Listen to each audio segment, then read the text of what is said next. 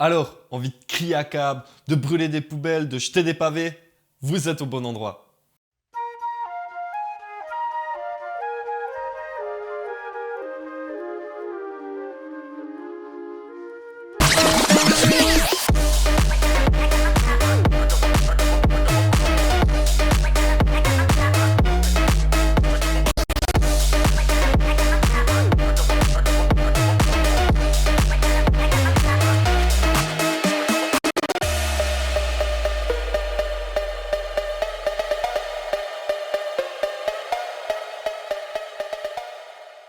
Avec ce qui se passe en France actuellement, avec les manifestations contre les réformes des retraites, ça pose la question des violences policières. Mais il en est quoi en Suisse? On peut remonter en 1930 à Genève. Vraiment, à cette époque, c'est catastrophique. Le chômage a atteint son pic de 8,5%. Il y a plus de 8000 personnes qui sont sans emploi et 1400 seulement qui touchent l'aide à l'assurance chômage. En plus, il y a un climat fasciste qui règne, 37 sièges sont attribués à la gauche socialiste, mais aucun n'est représenté au Conseil d'État. Il y a aussi plusieurs scandales qui éclatent, dont un avec la Banque de Genève où tous les petits épargnants ils perdent tout. C'est dans ce contexte qu'il y a un gros facho du nom de Georges Oltramar qui fonde un parti, le Parti de l'ordre politique national. Ça plaît aux bourgeois, ça plaît aux fachos, en fait il est contre le marxisme et il déteste les juifs. En plus de ça, il se tape de gros saluts nazis, vraiment on apprécie. Son parti de gros fachos, il fusionne avec l'Union nationale, un parti patronal. Je sais pas pourquoi, mais en Suisse, quand il y a le mot union dans un parti politique de droite, généralement ça pue bien du cul. Son mouvement, il prend pour cible les socialistes, Léon Nicole et Charles Dicker, ainsi que tous les syndicalistes. Là vous vous dites super, mais tu vas où avec ton histoire de gros facho? Eh ben j'y viens.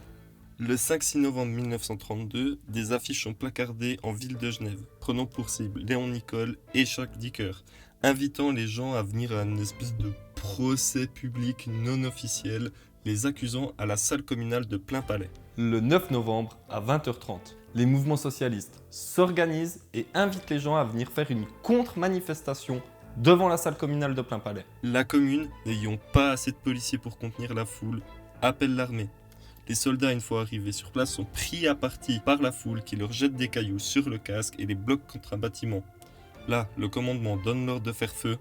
S'ensuit des tirs de mitrailleuse, faisant 13 morts et 65 blessés.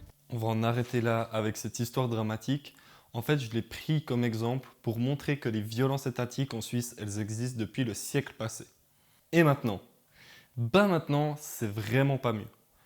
En Suisse, la police, elle commet des agressions sexuelles, des abus, des contraintes de vol et même parfois, elle tue.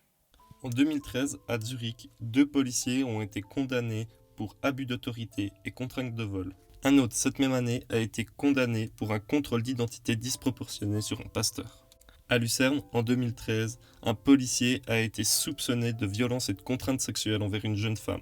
Toujours à Lucerne, en 2013, un autre policier a été condamné après avoir roué de coups un homme au sol. En Suisse romande, on n'est vraiment pas mieux. Le cas Lamine Fati. Le jeune homme a été arrêté après une erreur de contrôle d'identité et a été enfermé dans une cellule. Il a fait une crise d'épilepsie pendant plus de 80 minutes. Il serait mort sans que personne ne l'aide malgré la caméra de surveillance dans sa cellule. Le cas Mike Ben Peter, où après un contrôle en gare de Lausanne, il aurait refusé de se faire fouiller. Il se serait fait plaquer par la police et rouer de coups. Les 6 policiers auraient notifié dans leur rapport qu'ils seraient morts suite à une overdose. En fait, ils ont oublié qu'un corps il était autopsié par un médecin légiste qui lui a confirmé que Mike était mort suite à ses blessures. Plus récemment, en 2021, Willem est mort, garde-morge, après que les policiers lui aient tiré dessus. Il aurait eu des troubles psychologiques et aurait marché contre les forces de l'ordre avec un couteau. Les policiers auraient tiré 3 coups de feu en sa direction, le faisant tomber à terre, le laissant pendant 4 minutes à l'agonie avant qu'un homme vienne pratiquer un massage cardiaque. Bon, ces 3 dernières histoires, elles n'ont pas été choisies au hasard. En fait, tous ces hommes, ils étaient noirs. Et c'est pour démontrer quelque chose. La police, elle est raciste. Je pense que je choque personne avec cette affirmation, mais pour le démontrer, on va se plonger dans un article de Heidi.com où un policier nous raconte son quotidien dans les forces de l'ordre.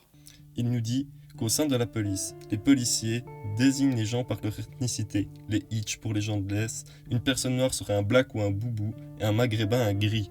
Il continue en disant que peu de policiers se disent racistes, mais on peut quand même entendre des phrases telles que « moi je déteste les blacks » ou bien « les gris c'est tous des merdes » et ça passerait comme une lettre à la poste.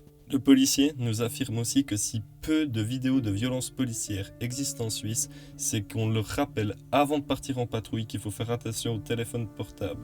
Ils vont jamais faire de violence en extérieur, mais que les violences verbales et administratives, elles restent. Il nous explique aussi que certains de ses collègues arrêtent des blacks au hasard. En fait, il prend des personnes suspectées de deal qui n'ont peut-être rien fait et leur colle des procédures au dos. Un dernier point pour montrer le racisme institutionnel dans la police. En fait, dernièrement, lors du jugement des 6 policiers qui ont tué Mike Ben Peter, un policier qui gardait le tribunal avait un écusson Thin Blue Line Switzerland, un écusson utilisé par les suprémacistes blancs depuis la mort de George Floyd.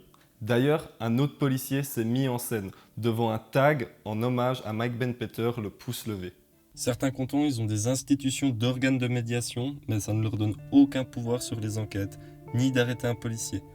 D'ailleurs, les sanctions envers les policiers ayant commis un abus de pouvoir sont faibles, voire inexistantes. Ça fait quelques années que Human Rights et d'autres acteurs demandent à la Suisse une réforme du système actuel. Les solutions proposées, elles sont appuyées sur le système nord-irlandais qui a créé des instances indépendantes recueillant les plaintes et ayant le plein pouvoir pour enquêter et arrêter les policiers ayant commis des violences.